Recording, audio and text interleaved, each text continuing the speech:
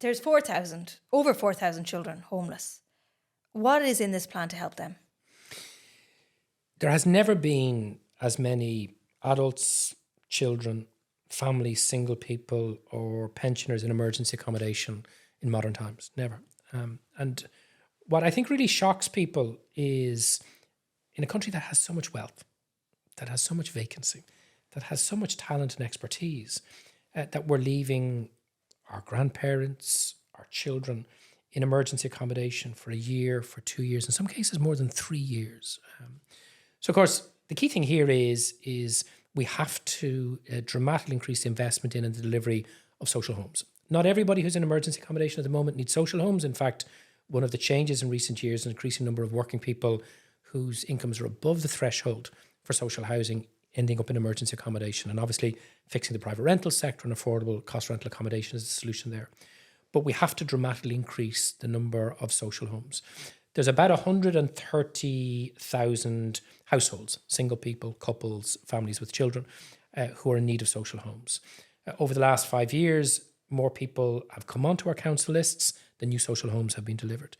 So what our plan proposes 2 things. First of all, to more than double the number of new build social homes that are provided over 5 years, about 75,000 of those.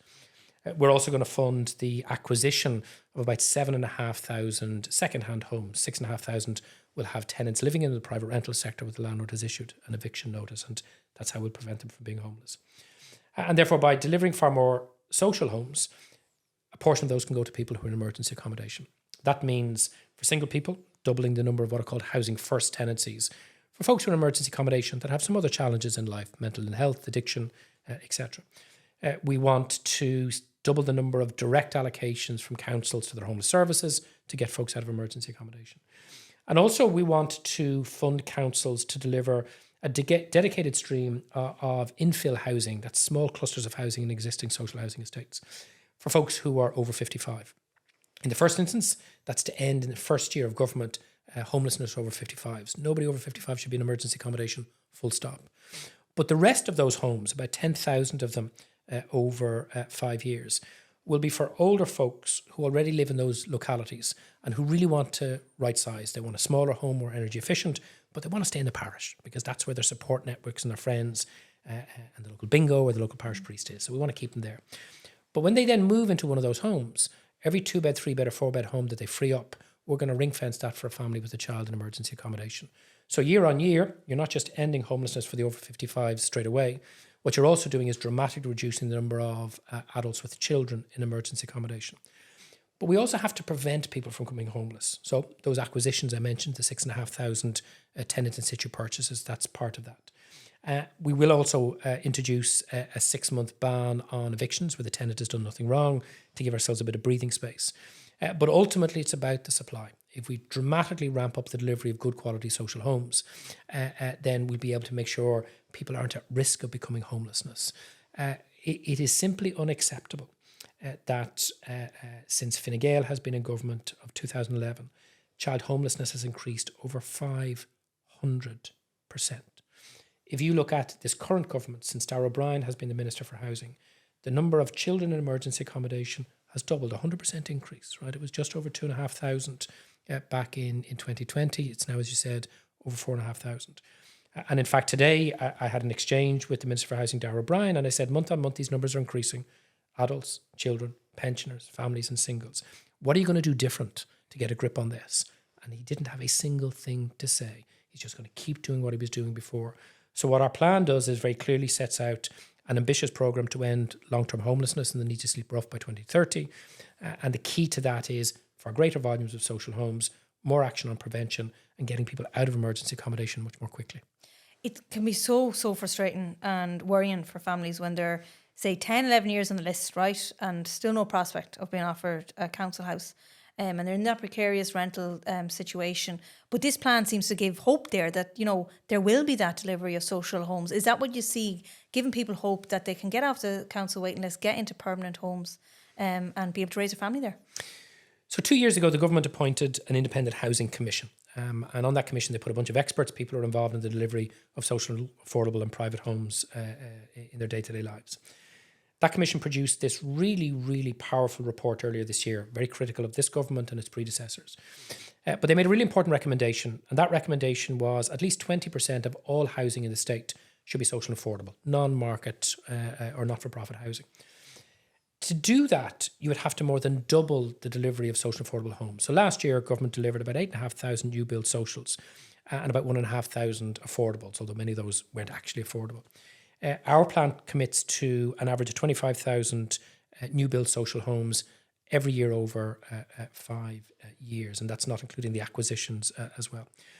But it's also important to understand that our plan has something probably much more profound at its heart on the public housing side. We talk at the start of the plan about introducing a completely new concept of public housing. So this isn't a few more social homes over here, a few more affordable homes over there.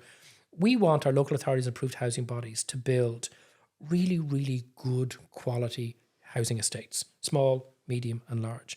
Housing estates that have at their core mixed income households, mixed income families with a very, very wide range of professional occupations, from the unemployed to the partially unemployed, to the low paid employed, to somebody on a decent income and somebody on above average incomes. Because if you get that really nice income mix, if you get that employment mix, it creates a much more socially and economically viable community. And of course, how do we do that? We make sure when our local authorities and approved housing bodies are building public housing estates, they have social housing, they have affordable rental, they have affordable purchase.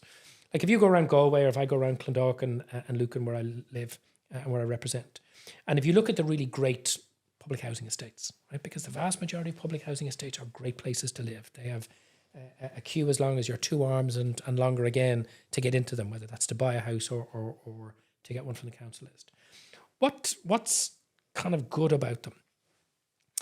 They have really, really good intergenerational tenure, right? It's not just, the first generation, but the second generation, the third. They have a really good mix of income. They have a really good mix of occupation. They have good amenities. They have good facilities. They are great communities. So I suppose what we want to do is take the very best of what's there and design that into anything new that we build. So we talk about how we're not just about building homes, but building communities. And those public housing estates, in my opinion, should be the best places to live. They should be the places that people go, do you know what? That's where I want not only to live, that's where I want my kids to grow up and my grandkids to grow up. And that also means rethinking planning. It means rethinking architecture. It means rethinking how we ensure the houses go in at the same time as the infrastructure, the schools and the amenities. And also, these should be really attractive places to live. I look at some of the best public housing that has been delivered through the history of the state. My parents grew up in Rialto, in a corporation home there. I look at some really wonderful public housing in Cork, in Limerick. Currently, our local authorities are doing some really, really nice things. Dublin City Council, South Dublin, Limerick have some really wonderful public housing projects. Ellis Court, we talked about it before in the city centre. But too often they're the exception. They should be the rule. And therefore, whether it's getting somebody out of the box bedroom of their mum and dad's council house into that home of their own, whether that's getting somebody out of insecure private rental subsidised by HAP-RAS into their forever home, whether it's that preventing somebody from becoming homeless, or crucially, getting those families out of emergency accommodation, getting those singles, it's about more good quality social housing in really well designed, really well planned, really well serviced public housing estates. That's the vision at the core of this plan. And that's what a Sinn Féin government would move heaven and earth to deliver if we were given the chance by the voters. I think that's so exciting because where I live in Merview in Galway, it's a really well-known old council estate and everybody wants to live there because we have the amenities, we have the real neighbourhood character that you do have and that everybody knows council estates always had. And to think that we could go back to that, I don't think we've had that vision for a very long time. And you see as part of that, the infrastructure as well.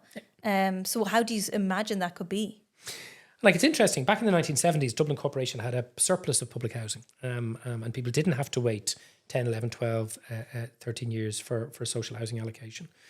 But at the end of the 80s, Fianna Fáil and then Fine Gael made a decision that public housing wasn't for a broad range of working people, wasn't for the broad range of society.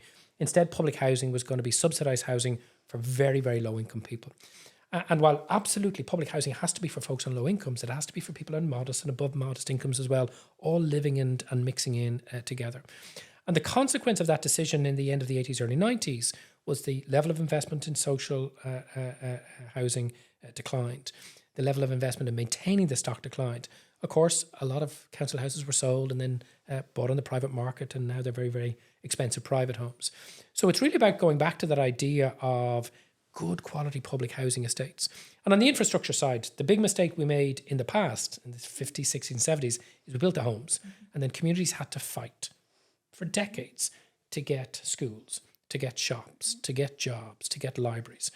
Again, in my own constituency in North Clondalkin, the estates there have been there since the 80s, but they only got their first library in 2014, 2015 when I was on the council with a wonderful public library project that's there. So what we have to do is make sure when we're delivering these homes, first of all the public agencies who deliver public infrastructure, so Uisce Éireann, Bord Gas, or Gas Networks Ireland as it's now called, the Department of Education, the HSE, are ensuring we're putting housing, infrastructure and amenities in at the same time. And what we also then need to do is start delivering more of these developments in areas where those infrastructure is already there. Large parts of Dublin city centre, for example, there's really good quality public land available that the state should be acquiring, giving to our local authorities and ensuring we have the development of those inner city communities. If you go to Ringsend today, in the docks, you have situations where 5 generations of families have lived there. And the children are now saying, we'll never get to live in this place. And not even close to the place because of the cost of private housing. Likewise, if you go to Liberties, where my family are originally from, and they were vibrant working class communities. But again, if you're a young man or a young woman, growing up in the flats at the back of the Liberties or the old corporation houses, you've no chance of ever living there. Why? Because it's all apart hotels or co-living.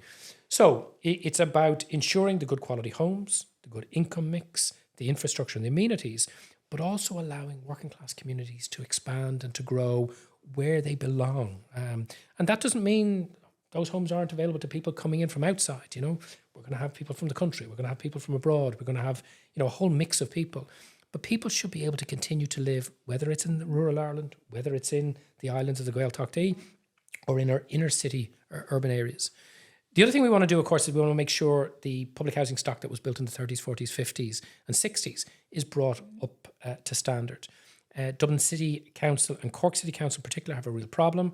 We've a bunch of really, really vibrant communities, whether it's Oliver Bond or St. Mickens or other flat complexes that were built, but they never had proper investment. And our plan, again, sets out very ambitious increased investment for local authorities to bring that stock up to proper standards so that people living there today have really good quality 21st century homes. Housing maintenance is such a big issue, you're absolutely right. So it's good to see that in this plan there be that investment. But you did mention the rural areas, such as Glarcher and the Gaeltacht freshen, agus ní ra mór an tithe hóisialta teacht chuig na Gaeltachtaí, or to the islands. So this plan does see public housing going into those communities, just to be very clear on that. And I've met with Irish language planning officers from most of the rural Gaeltacht over the last couple of years. And what struck me is there's no plan in place for those Gaeltacht to say, where do we want this community to be in 10 years' time, in 20 years' time, and incorporated into this plan, how are we going to meet the residential needs of lower income families, modest income families, and families on higher incomes, because we need all three. And if you don't have that coherent plan with the kind of capital investment to develop the infrastructure, then it's never going to happen. And again, some of that can be about the state going in and acquiring vacants and derelicts and refurbishing them. Some of it can be about facilitating the provision of land and services and utilities, clustering of folks together in appropriate ways. So ultimately, that's about the plans. Again, in the document we set out, if I was appointed Minister for Housing in a Sinn Féin-led government, within 6 months, with every local authority, we'd agree a 5-year multi-annual public housing plan, social, affordable, rental, affordable purchase. That would set out exactly where those homes are going to be, how they're going to meet the needs of communities geographically, but also communities of different requirements. Single people, families with larger numbers of children, folks with disabilities, wheelchair users. The whole issue of traveller accommodation, one of the biggest scandals of our current housing system. So it's about ensuring that all of this is integrated into the plan from the very start. It's not just the houses, it's the amenity and it's the infrastructure. Other countries do this. They do this as a matter of course. At various stages in our own history, pre the 1980s, we did it with various degrees of success and failure. We can definitely do it now. It's not a question of money. The funds are there. It's not a question of expertise. The expertise is there. It's a question of political will. And that's why I think after 3 decades of failed Fianna Fáil and Fine Gael housing policy, social housing, affordable housing or private housing, we desperately need a change. All those people out there who have real housing needs for social homes from councils or AHBs, for affordable homes to rent or buy, or who simply want to buy their own private home, we need a profound change. The Housing Commission, the government's own independent body of experts, said we need a radical reset of housing policy. A home of your own, our housing plan, is that radical reset.